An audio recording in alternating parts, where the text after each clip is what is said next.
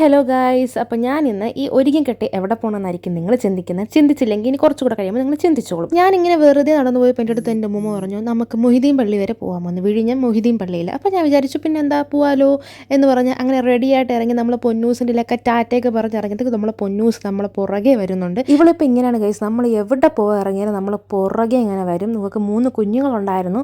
3 കുഞ്ഞുങ്ങളെയും പട്ടി അടിച്ച് കൊന്നു കളഞ്ഞു ഗൈസ്. അപ്പോൾ അതിനുശേഷം ഇവിടുത്തെ നമുക്കൊരു പ്രത്യേക സ്നേഹമാണ്. അങ്ങനെ ഓട്ടോയിൽ കയറി നമ്മൾ പള്ളിയിലോട്ട് പോവുകയാണ്. അപ്പോൾ മൊഹിദ്ദീൻ പള്ളിയിൽ പോകുന്നവരെല്ലാം മെയിനായിട്ട് ഈ കുഞ്ഞു പള്ളിയിൽ ഇറങ്ങി അവിടെ ഖബർ സിയാർത്ത് ചെയ്തിട്ട് മാത്രമേ മൊഹിദ്ദീൻ പള്ളിയിൽ പോവുകയുള്ളൂ.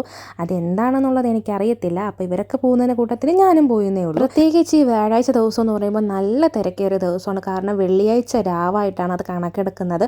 അപ്പോൾ ഇങ്ങനെ കുറേ പേര് ഇങ്ങനെ നേർച്ചയായിട്ടൊക്കെ പള്ളിയിൽ വരാറുണ്ട്. വരുന്നവർ പഴങ്ങളും പലഹാരങ്ങളൊക്കെ ആയിട്ട് നേർച്ചയായിട്ട് സമർപ്പിക്കാറുണ്ട്. അപ്പം എനിക്കൊക്കെ ഒന്ന് കുറേ പഴം കിട്ടിയിട്ടുണ്ടായിരുന്നു. പിന്നെ മഗ്‌രിബ് നിസ്കാരത്തിന് ശേഷം നമ്മുടെ ദുആ കാര്യങ്ങളൊക്കെ തുടങ്ങിയിട്ടുണ്ടായിരുന്നു. അപ്പോൾ കുറേ നേരം ദുആയൊക്കെ ഇരുന്ന് ഞാൻ കേട്ടു.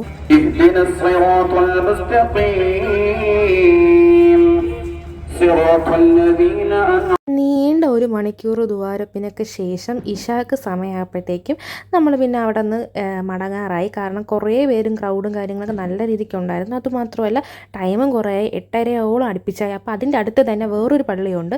ആ പള്ളിയിലും കയറി ഖബർ സിയാറത്തൊക്കെ ചെയ്ത് പിന്നെ താഴെ ഇറങ്ങിയപ്പോഴത്തേക്കും കുറച്ച് പാനിപ്പൂരിയും കടലയും പിന്നെ കപ്പലണ്ടിയും അങ്ങനത്തെ കാര്യങ്ങളൊക്കെ വാങ്ങിച്ച് കഴിച്ച് അങ്ങനെ ഉമ്മുമ്മാടെ ഉപ്പുപ്പാടെ സന്തോഷത്തിൻ്റെ ഒരു ദിവസം അങ്ങനെ അങ്ങ് പോയി ഗൈസ്.